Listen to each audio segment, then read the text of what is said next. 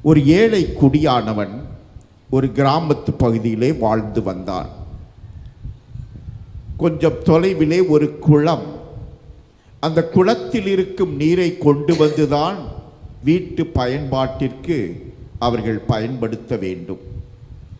ஒவ்வொரு நாளும் காலையிலும் மாலையிலும் அவன் ஒரு மூங்கில் போல தடி உள்ளதை தன்னுடைய தோள் மேல் போட்டு இரண்டு பக்கமும் தராசு போல 2 குடங்கள் கட்டி தூக்கி வருவான். அங்கே சென்று தண்ணீர் மொண்டு வீட்டுக்கு கொண்டு வருவான். இப்படி ஒவ்வொரு நாளும் செய்வான். காலையிலும் மாலையிலும் தன்னுடைய வீட்டு தேவைகளை கவனித்து கொள்ள. இந்த போக்கிலே ஒரு நாள் ஒரு பக்கத்து குடத்திலே ஓட்டை விழுந்து விட்டது. இவன் புதியதொரு குடம் வாங்க இயலாதவன், வசதி இல்லாதவன். ஆனால் தொடர்ந்து பரவாயில்லை என்று நீர் நிரப்பி கொண்டு வந்து கொண்டே இருந்தான். இடது பக்கத்திற்கும் குடம் நல்ல குடம், ஓட்டை இல்லை. வலது பக்கத்தில் இருக்கும் குடம்தான் ஓட்டை. இடது பக்கத்தில் உள்ள குடத்திற்கு கொஞ்சம் பெருமை ஆயிடுச்சு. ஆணவம், செருக்கு.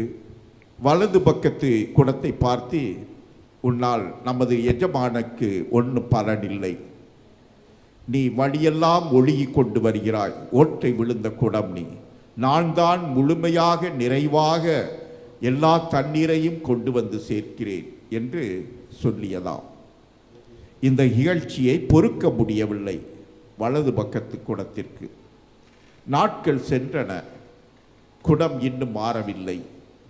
ஒரு நாள் வலது பக்கத்து குடம் அந்த எஜமானை பார்த்து, ஐயா, என்னால் உமக்கு பயன் இல்லை, நான் ஓட்டை விழுந்த குடம், வழியிலே பாதி தண்ணீர் ஒழுகி விடுகிறது, ஆகவே வீடு போய் சேர்வதற்குள் கொஞ்சம் தண்ணீர் தான் இருக்கும், நீர் சிரமப்பட்டு தூக்கி வந்து பலனில்லாமல் போகிறது, ஆகவே என்னை அகற்றிவிடும் என்று சொன்னதாம். உடனே அந்த எஜமான் சொன்னாராம், உனக்கு யார் சொன்னது இப்படி? நீதான் அதிக பயனுள்ளவன். நம்ம வர்ற வழியில் பார்த்தியா, பூத்து குலுங்கக்கூடிய அழகிய மலர்கள் அங்கே இருக்கிறது, அவற்றை நான் பறித்து கோவிலிலே பூஜை செய்ய ஒப்பு கொடுக்கிறேன், அதை விற்று வருமானம் ஈட்டுகிறேன், உன்னால் எவ்வளவோ சிறப்பு, எவ்வளவோ நல்ல பலன் என்று. முன்னால் வழியிலே வெறும் புற்பூண்டுகள் தான் இருந்தது. ஆனால் நீர் ஒழுக ஒழுக அதை கண்டு நான் அந்த புற்களை பூண்டுகளை எல்லாம் அகற்றிவிட்டு பூ விதைகளை தூவினேன். அருமையான பூச்செடிகள் வளர்ந்து பூத்து குலுங்கி கொண்டிருக்கிறது. அன்பு சகோதர சகோதரிகளே, நம்மில் யாரும் வெறுத்து ஒதுக்கப்பட வேண்டியவர்கள் அல்ல. நாம் ஒவ்வொருவரும் சிறப்புக்குரியவர்கள், கடவுளுடைய உன்னத படைப்புக்கள். இயேசு நம் ஆண்டவர் சென்ற விடமெல்லாம் வரவேற்பு இருந்தது என்று சொல்ல முடியாது. அதுவும் அவருடைய சொந்த ஊர், வளர்ந்த ஊர் நாசரேத். இன்றைய நற்செய்தியிலே பார்க்கிறோம், மக்கள் ஏற்றுக்கொள்ளவில்லை. முதல்ல வியப்படைகிறாங்க, என்ன அதிகாரத்தோடு இவர் போதிக்கிறாரு, எவ்வளவு வல்லமையோடு புதுமைகள்லாம் செய்கிறாரு, இவருக்கு இவ்வளவு அறிவு ஞானம்லாம் எங்கிருந்து வந்துச்சு, எங்கே படித்தாரு, எங்கே, இவரைத்தான் தெரியுமே, இவர் அந்த தச்சன் சூசை மகன்தானே, மரியாளின் மகன்தானே, அந்த ஏழை குடும்பம், திடீர்னு இவர் இப்படி இருக்கிறாரே, இவருக்கு எப்படி இந்த வல்லமை ஆற்றலாம் கிடைத்தது என்று வியப்படைந்து அவரை ஏற்றுக்கொள்ளவில்லை, புறக்கணிக்கிறார்கள். ஆகவே இயேசுவும் தன்னுடைய சொந்த ஊரிலே எந்த வல்லமை நிறைந்த அதிசயங்களோ அற்புதங்களோ புதுமைகளோ செய்ய முடியவில்லை. அவர் புறக்கணிப்பதால், அவரை நம்பாததால், அவரை ஏற்றுக்கொள்ளாததால் அவர்களால் ஒன்றும் அங்கே பயனடைய முடியவில்லை. அன்பு சகோதர சகோதரிகளே, இயேசு நம் ஆண்டவர் பல இடங்களிலே வரவேற்கப்பட்டார். பிற இனத்து மக்கள், யூதர் அல்லாத மக்கள் நம்பிக்கையோடு வரவேற்றார்கள். ஏழை எளியவர்கள் நம்பிக்கையோடு வரவேற்றார்கள். பாவிகள் ஆயக்காரர்கள் அவரை நம்பிக்கையோடு விசுவாசத்தோடு ஏற்றுக்கொண்டார்கள். ஆகவே அங்கே மாற்றம் ஏற்படுகிறது. அங்கே அதிசயங்கள் நிகழ்கின்றன. சுகம் பெறுகிறார்கள். அங்கே பல்வேறு ஆற்றல் மிகுந்த செயல்களை இயேசு செய்ய முடிந்தது. பல்வேறு விதத்திலே பலன் அனுபவிக்கிறார்கள். இன்றைய முதல் வாசகம் அருமையான ஒரு வாசகம். எசேக்கியேல் இறைவாக்கினர் நமக்கு அறிவிக்கிறார். என்ன அறிவிக்கிறார்? அவர் அனுப்பப்படுகிறார். எங்கே? இஸ்ராயேல் மக்களிடம். எப்படிப்பட்ட மக்கள்? கடின இதயம் கொண்டவர்கள். கடவுளுடைய வாக்கு அறிவிக்கப்படுகிறது என்று உணராதவர்கள், அதை ஏற்றுக்கொள்ளாதவர்கள், கடவுளுடைய உடன்படிக்கை மீறிய மக்கள். கடவுளுக்கு விரோதமாக ஆரோனை வைத்து பொன்னால் கன்று குட்டி செய்து, இதுதான் எங்களுக்கு தெய்வம் கடவுள் என்று கும்பிட்டு வழிபாடு செலுத்த ஆரம்பித்தார்கள். மோசே சினம் கொண்டார். அனைத்தையும் உடைத்து தூக்கி எறிந்தார். இந்த பொன் கன்று குட்டியா உங்களை விடுவித்தது? பார்வோனுடைய அடிமைத்தனத்திலிருந்து உங்களுக்கு விடுதலை கொண்டு உங்களை மீட்டு வந்தது? செங்கடலை கால் நனையாமல் கடக்க செய்தது இந்த பொன் கன்று குட்டியா? உண்மையான தெய்வத்தை மறந்து தூர ஒதுக்கிவிட்டு இப்படி வாழ்கிறீர்களே, இது அபாண்டம் இல்லையா என்று கடிந்து கொள்கிறார். இப்பொழுது எசேக்கியேல் இறைவாக்கினர் வழியாக மீண்டும் அறிவிக்கிறார் மனமாற்றத்திற்கு. அன்பு சகோதர சகோதரிகளே, இறைவாக்கினர்கள் அருட்பணியாளர்கள் எல்லாம் செல்லும் போது அது பல்வேறு தாக்கங்களை ஏற்படுத்தக்கூடிய நிலைப்பாடு, எதிர்ப்புகளை சந்திக்கக்கூடிய முரண்பாடான மக்கள், பல்வேறு கடின இதயம் கொண்ட மக்களை சந்திக்க நேரிடும். ஆம், பவுலடியார் இப்படிப்பட்ட சூழலில் தான் இருந்தார். இன்றைய 2ஆம் வாசகம் அருமையான ஒரு பகுதி. அவர் சொல்றார், என் காலில் ஒரு முள்ளு குத்திக்கிட்டே இருக்கு, ஆண்டவரே அதை எடுத்துருங்க. 3 முறை மன்றாடினேன் என்கிறார். ஆனால் கடவுளுடைய பதில் என்ன? என் அருள் உனக்கு போதும், உனது வலுவின்மையில் தான் வல்லமை கிடைக்கும், அதை அறிந்து கொள்வாய். நீ எப்ப பலவீனன் வலுவற்றவன் அப்படின்னு உணர்றையோ, அப்ப கடவுளுடைய வல்லமை அதிகம் அங்கே செயல்படுகிறது. இதை நீ நம்பு என்று சொல்கிறார். எல்லாம் நல்லா இருந்தா ஒன்றும் பிரச்சனை இல்லை. ஆனால் எப்ப குறை இருக்கோ அங்கே கடவுள் தேவை, அவருடைய அருள் நமக்கு அதிகம் கிடைக்கிறது என்று உணரச் செய்யும். கடவுள் மோசே வழியாக இஸ்ராயல் மக்களை விடுவிக்கிறார். அந்த மோசே எப்படிப்பட்டவர்? திக்குவாயன், 4 வார்த்தை சேர்ந்து பேச தெரியாது. அவனே சொல்றான், ஆண்டவரே எனக்கு பேச வராது, நான் திக்கி திக்கி பேசக்கூடியவன், வேற யாராவது பாருங்க. இல்லை, நான் உன்னோடு இருப்போம், உன் வாயில் என் வார்த்தைகளை வைப்போம், நீ பார்வோனிடம் சென்று என் மக்களை மீட்க நீ துணை இருப்பாய் என்று. ஆம், வலுவற்றவர்களை தேர்வு செய்து தன்னுடைய வல்லமையை வெளிப்படுத்தும் கடவுள். தாவீது சிறுவன், ஆடு மேய்த்து கொண்டிருந்தவன். இஸ்ராயல் மக்கள் அனைவரும் பயந்து அஞ்சி நடுங்கிக் கொண்டிருந்தார்கள். கோலியாத் என்ற பெரிய உருவம் கொண்ட மனிதன், அவனை வீழ்த்த முடியவில்லை. அவன் சவால் விடுகிறான், யாராவது ஆம்பளை இருந்தா வாங்கடா, என்னோட போராடுங்க, சண்டை போடுங்க, அப்படி இப்படின்ட்டு கேவலமா இழிவா இஸ்ராயல் மக்களை மட்டுமல்ல இஸ்ராயல் மக்களின் கடவுளையும் பழிக்கிறான். தாவீது பார்க்கிறார், சின்ன பையன்தான். தாவீது என்ன செய்கிறார்? நான் கடவுளுடைய பிள்ளை, கடவுள் பேரால் போகிறேன், அந்த இஸ்ராயல் மக்களின் கடவுளுடைய வல்லமையோடு செல்ல போகிறேன். இவன் பெரிய பெரிய ஈட்டி ஆயுதம் எல்லாம் வச்சிருக்கான், கவசம் எல்லாம் அணிஞ்சு பயங்கரமா இருக்கான், பெரிய உருவம். ஆனால் இந்த சிறுவன் கையில் இருந்த ஒரு கவட்டையும் 5 கூழாங்கற்களும் தான். போறான், அங்கே போறான் போராட, நான் வர்றேன் உன்னைய சந்திக்க அப்படின்ட்டு. பார்த்து சிரிக்கிறான், டே என்னடா நான் என்ன நாயா கல்லை வச்சு அடிக்கிறதுக்கு வர்ற? தாவீது ஒன்றும் சொல்லவில்லை. ஏனெனில் அவர் நம்பிக்கை கடவுள் மேல் இருந்தது. அவருடைய அருள், அவருடைய வல்லமை, ஆற்றல்.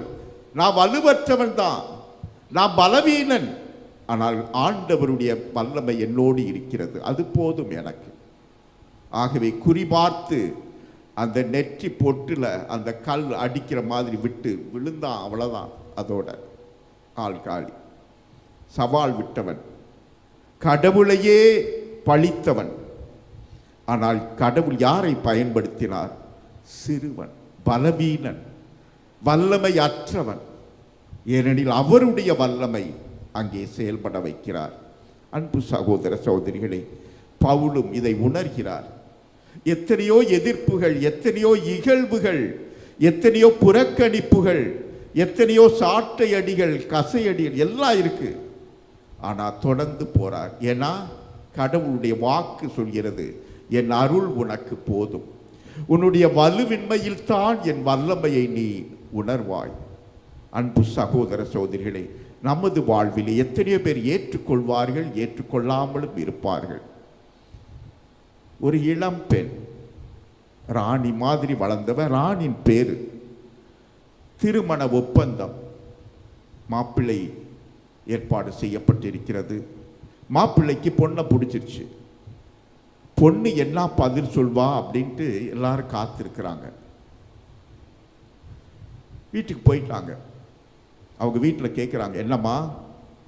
ஏன்னா எல்லாரும் என்ன சொல்லியிருக்காங்க, மாப்பிள்ளை நல்லவர், ஆனால் புகை பிடிப்பவர், குடிப்பவர், அவரை வச்சு நீ வாழணும்.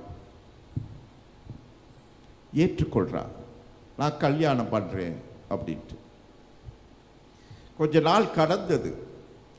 அந்த மணப்பெண் ராணியுடைய தோழி ஒரு நாள் கடை வீதியில் பார்த்துட்டு, ராணி எப்படி இருக்கிற, கல்யாண வாழ்க்கை எப்படி போகுது? நல்லா இருக்கேனே அப்படின்னு சிரிச்சுக்கிட்டே சொன்னாலாம். உன் கணவர் எப்படி? அவரு நல்லா இருக்காரு. எப்படிமா? நான் அவரை மாற்றணும் நினைக்கிறது இல்லை, நான் வாழணும் நினைக்கிறேன், அதனால வாழ்றேன், நல்லா இருக்கேன்.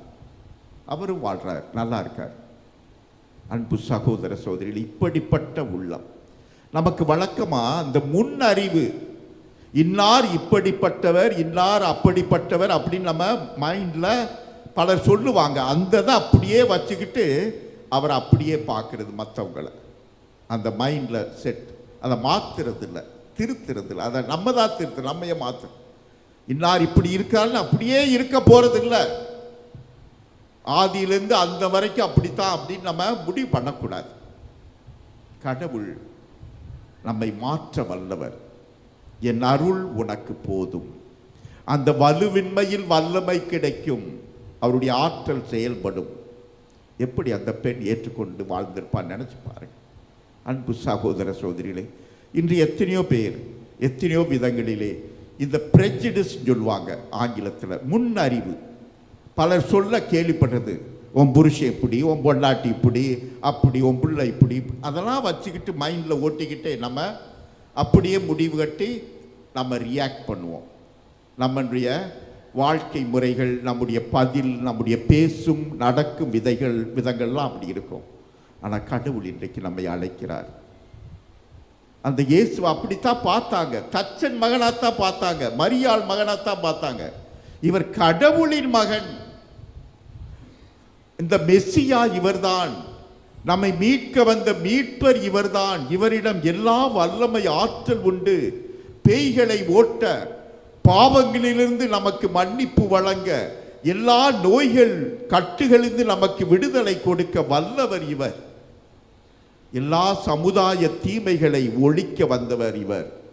இவர் சாதாரண தச்சன் மகன் மட்டுமல்ல, ஏழை மரியாளின் மகன் மட்டுமல்ல, உயர்ந்தவர். அந்த கடவுள் தெய்வம் இவர். அந்த தெய்வ பார்வை நமக்கு வர வேண்டும். நம் ஒவ்வொருவரிலும் அந்த பார்வை வர வேண்டும். இவனை தெரியாதாக்கு, இவன் இந்த ஊர், அந்த ஊர், இந்த ஜாதி, அந்த ஜாதி, இவனை பற்றி எவ்வளோ கேள்விப்பட்டிருக்கோமே, இவனை பற்றி இப்படிலாம் கேள்விப்பட்டிருக்கோமே. அப்படி நம்ம பிரெஜிடிஸ், முன் அறிவு, நம்ம கேள்விப்பட்டதை வச்சு முடிவு கட்டாதுங்க. உள்ளத்தின் ஆழத்திலே அந்த இறை பிரசன்னம், அந்த தூய ஆவியினுடைய உணர்த்துதல் நம்மிலே செயல்பட விடுவோம். இதோ இந்த திருப்பலியில் நம்ம வந்திருக்கிறோம். யாரை பார்க்க வந்திருக்கோம்? இயேசு மாதா. அந்த இயேசு தன்னையே கொடுக்கவிருக்கிறார். அந்த நற்கருணை வழியாக தன்னுடைய உடல் இரத்தத்தை. எதற்காக? நம்ம வாழணும்னு. அவருக்கு நம்மளை பற்றி நல்லா தெரியும். யார் சொல்ல தேவையில்லை. அவர் கடவுள், எல்லா அறிவும் படைத்தவர். நம்ம ஒவ்வொருத்தரும் எப்படிப்பட்டவங்க, எவ்வளவு பாவம், சுயநலம், எவ்வளவு துரோகம் பண்ணியிருக்கோம், எவ்வளவு பிரமாணிக்கம் இல்லாமல் வாழ்ந்திருக்கோம், எல்லாம் தெரியும். ஆனால் இருந்தாலும் அவர் என்ன செய்கிறார்?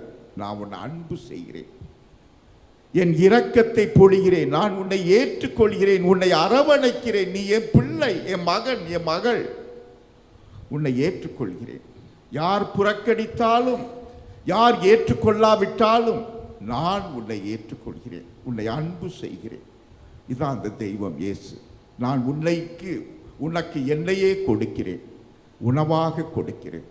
அன்பு சகோதர சகோதரிகளே, இதோ இந்த திருப்பலியிலே நம்மையே கொடுப்போம். அந்த இயேசுவை புரிந்து கொள்வோம், அறிந்து கொள்வோம், அனுபவிப்போம். வெறும் முன்னறிவோடு பிரஜிடஸோடு நமது வாழ்க்கை பயணம் இல்லாமல் அனைவரையும் அன்பு செய்ய, எல்லோரையும் ஏற்று வாழ, குறையில்லாதவர் யாரும் இல்லை இந்த உலகத்தில். நம்ம எல்லாம் செயின்ட் கிடையாது, புனிதர் கிடையாது. எல்லாத்தையும் குறை இருக்கு. வலுவற்றவர்கள், பலவீனர்கள். ஆனால் கடவுளுடைய வல்லமை, அவருடைய அருள் நம்மோடு இருக்கும்போது நாம் அனைவரும் புனிதர்கள், உயர்ந்தவர்கள், வல்லமை படைத்தவர்கள். இதோ இந்த திருப்பலி வழியாக நம்மையே ஒப்பு கொடுத்து வேண்டுவோம். ஆமென்.